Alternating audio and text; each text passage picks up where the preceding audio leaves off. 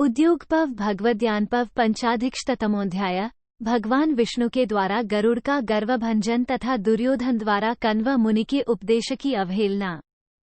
कण्व मुनि कहते हैं, भारत महाबली गरुड़ ने ये सारा वृतांत यथार्थ रूप से सुना कि इंद्र ने सुमुख नागर को दीर्घायु प्रदान की है। एक ये सुनते ही आकाशचारी गरुड़ अत्यंत क्रुद्ध हो अपने पंखों की प्रचंड वायु से तीनों लोकों को कंपित करते हुए इंद्र के समीप दौड़े आए।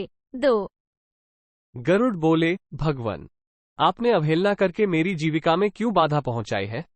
एक बार मुझे इच्छानुसार कार्य करने का वरदान देकर अब फिर उससे विचलित क्यों हुए हैं?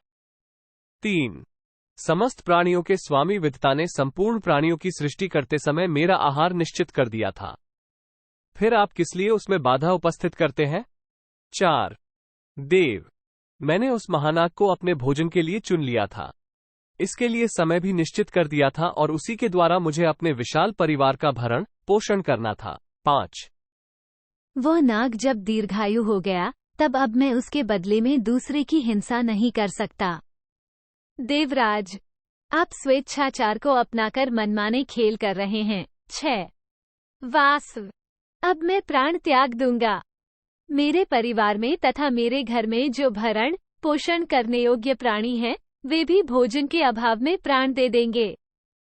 अब आप अकेले संतुष्ट होइए। 7 बल और वृत्रासुर का वध करने वाले देवराज, मैं इसी व्यवहार के योग्य हूँ, क्योंकि तीनों लोकों का शासन करने में समर्थ होकर भी मैंने दूसरे की सेवा स्वीकार की है। 8 देवेश्वर त्रिलोकीनाथ, आपके रहते भगवान विष्णु भी मेरी जीविका रोकने में कारण नहीं हो सकते, क्योंकि वासव तीनों लोकों के राज्य का भार सदा आपके ही ऊपर है। 9 मेरी माता भी प्रजापति दक्ष की पुत्री है, मेरे पिता भी महर्षि कश्यप ही हैं, मैं भी अनायास ही संपूर्ण लोकों का भार वहन कर सकता हूं।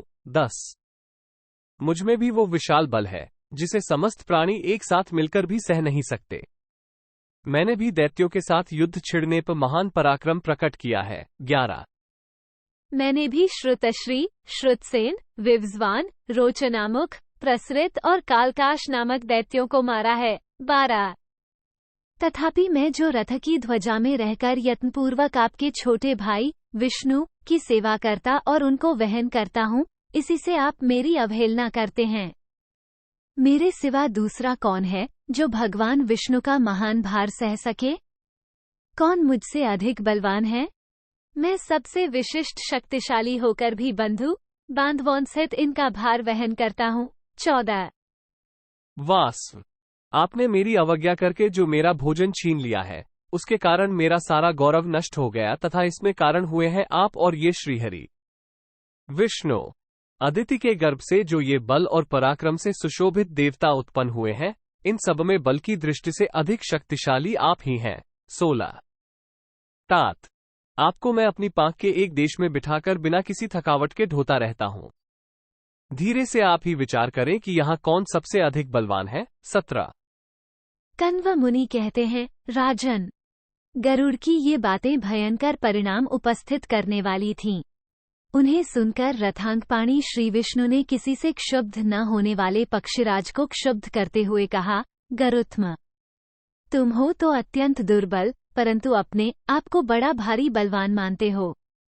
अंज, मेरे सामने फिर कभी अपनी प्रशंसा न करना। 18-19 सारी त्रिलोकी मिलकर भी मेरे शरीर का भार वहन करने में असमर्थ है। मैं ही अपने द्वारा अपने आपको ढोता हूँ और तुमको भी धारण करता हूँ। 20 अच्छा, पहले तुम मेरी केवल दाहिनी भुजा का भार वहन करो, यदि इस एक को ही धारण कर लोगे तो तुम्हारी यह सारी आत्मप्रशंसा सफल समझी जाएगी। 21 इतना कहकर भगवान विष्णु ने गरुड़ के कंधे पर अपनी दाहिनी बांह रख दी। उसके बोझ से पीड़ित एवं विह्वल होकर गरुड़ गिर पड़े, उनकी चेतना भी नष्ट सी हो गई। 22 पर्वतों सहित संपूर्ण पृथ्वी का जितना भार हो सकता है उतना ही उस एक बांह का भार है, ये गरुड़ को अनुभव हुआ।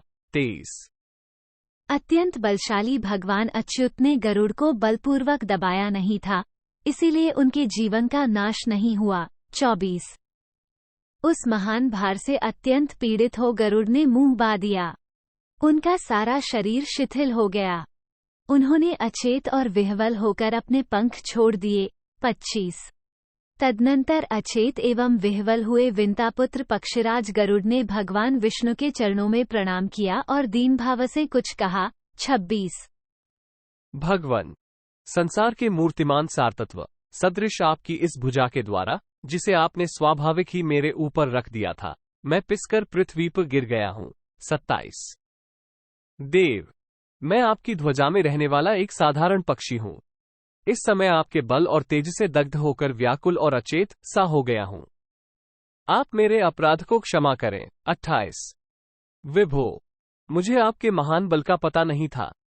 देव, इसी से मैं अपने बल और पराक्रम को दूसरों के समान ही नहीं, उनसे बहुत बढ़ चढ़कर मानता था। गरुड़ के ऐसा कहने पर ने उन पर कृपा दृष्टि की और उस समय स्नेहपूर्वक उनसे कहा, फिर कभी इस प्रकार घमंड न करना। 30 राजेंद्र, तत्पश्चात ने अपने पैर के अंगूठे से सुमुख नागर को उठाकर गरुड़ के वक्षस्थल पर रख दिया।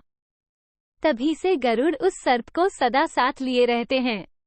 राजन, इस प्रकार महायशस्वी बलवान विनत्यानंदन गरुड़ भगवान विष्णु के बल से आक्रांत हो अपना अहंकार छोड़ बैठे। 32 कण्व मुनि कहते हैं, गेंगधारी नंदन वत्स दुर्योधन, इसी तरह तुम भी जब तक रणभूमि में उन वीर पांडवों को अपने सामने नहीं पाते, तभी तक जीवन धारण करते हो। 33 योद्धाओं में श्रेष्ठ महाबली भीम वायु के पुत्र हैं। अर्जुन भी इंद्र के पुत्र हैं। ये दोनों मिलकर युद्ध में किसे नहीं मार डालेंगे। 34 धर्मस्वरूप विष्णु, वायु, इंद्र और वे दोनों अश्विनी कुमार, इतने देवता तुम्हारे विरुद्ध हैं। तुम किस कारण से इन देवताओं की ओर देखने का भी साहस कर सकते हो। 35 अतः राजकुमार, इस विरोध से तुम्हें कुछ मिलने वाला नहीं है। पांडवों के साथ संधि कर लो। भगवान श्री कृष्ण को सहायक बनाकर इनके द्वारा तुम्हें अपने कुल की रक्षा करनी चाहिए। 36 इन महातपस्वी नारद जी ने उस समय भगवान विष्णु के महात्म्य को प्रत्यक्ष देखा था। वे चक्र और गदा धारण करने वाले भगवान विष्णु ही ये श्री कृष्ण हैं। वैशंपायन जी कहते हैं, जन्मेजय, कण्व का वह कथन सुनकर दुर्योधन की भुहें तन गईं। वह लंबी सांस खींचता हुआ राधानंदन कर्ण की ओर देखकर जोर जोर से हंसने लगा। 38 उस दुर्बुद्धि ने कण्व मुनि के वचनों की अवहेलना करके हाथी की सूंड के समान चढ़ाव उतार वाली अपनी मोटी जांघ पर हाथ पीटकर इस प्रकार कहा। 39 महर्षि, मुझे ईश्वर ने जैसा बनाया है, जो होनहार और जैसी मेरी अवस्था है, उसी के अनुसार मैं बर्ताव करता हूं। आप लोगों का ये प्रलाप क्या करेगा। 40 इति श्री महाभारते उद्योग पवणी भगवद्यान पर्वणि मातलीवरान्वेषणे पंचाधिकशतमोऽध्याय। 105 इस प्रकार श्री महाभारत उद्योग पर्व के अंतर्गत भगवद्यान पर्व में मातली के द्वारा वर का खोज विषयक 105वां अध्याय पूरा हुआ। 105